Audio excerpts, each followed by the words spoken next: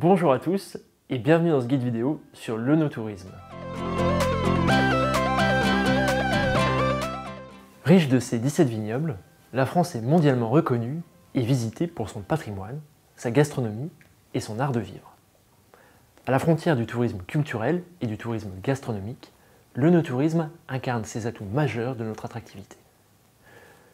Une capacité d'attraction qui a d'ailleurs été reconnue par l'État avec la création par le ministère des Affaires étrangères d'un pôle d'excellence dédié.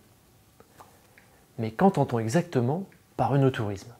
Il regroupe les prestations relatives au séjour touristique dans les régions viticoles. Il permet de découvrir in situ le vin, les terroirs et les hommes qui les façonnent. Cette rencontre entre les exploitants viticoles et les touristes venus déguster, acheter et comprendre le vin est bien sûr au cœur de l'œnotourisme. Mais il intègre aussi un champ d'activité plus large, comme l'itinérance sur les routes des vins ou les balades et randonnées, parce que les œnotouristes sont avant tout des touristes venus pour découvrir la destination. S'y ajoutent les visites de musées du vin ou de villages viticoles, les événements et manifestations ou encore les dégustations commentées dans des wineries ou des bars à vin par exemple. Citons aussi, pour des cibles de clientèle plus pointues, les stages et conférences dans les académies du vin, les offres dédiées au tourisme d'affaires, incentives ou encore les séjours vinothérapie.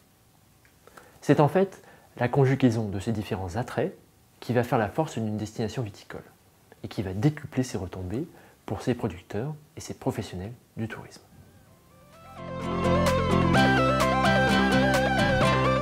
Et pour vous, quel est l'intérêt de passer à l'œnotourisme?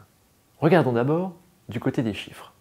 L'œnotourisme, c'est en moyenne 10 millions de touristes qui séjournent dans le vignoble français chaque année. Des touristes qui y dépensent en moyenne 1 256 € par séjour, dont 240 € liés à l'achat de vin et aux dépenses périphériques.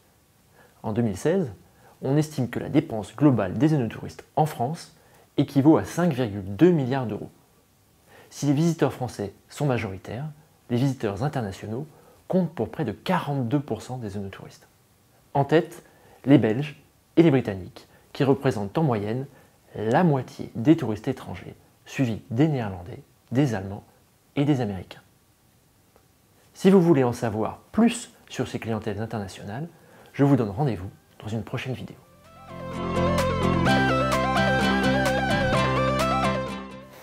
Cette forme de tourisme est donc une opportunité pour vous faire connaître, pour générer des revenus complémentaires et développer vos ventes, mais aussi pour devenir de véritables ambassadeurs de votre région. En effet, l'œnotouriste veut non seulement déguster du vin et visiter des caves, mais il a également besoin de se loger, de se nourrir et de se divertir. Et pour pouvoir lui proposer une offre répondant à l'ensemble de ses besoins, il est important de travailler en réseau entre professionnels de la viticulture et du tourisme. Pour vous aider dans cette voie, je vous présenterai les différentes pratiques et attentes des œnotouristes lors d'une prochaine vidéo. Se lancer dans l'œnotourisme représente un investissement important. Des aménagements seront à prévoir pour assurer un accueil de qualité. Parking, toilettes, horaires élargis, pratique de langues étrangères, notamment de l'anglais, sans oublier de se renseigner sur la réglementation en vigueur pour les activités que vous souhaitez développer, comme la loi E20, l'immatriculation au registre des opérateurs de voyage et de séjour, ou encore la loi handicap pour les établissements recevant du public. Mais pas de panique, de nombreux sites web spécialisés sont là pour vous aider. Et dans une prochaine séquence, je vous détaillerai les étapes pour mettre en place une stratégie d'entreprise adaptée à votre projet. À bientôt!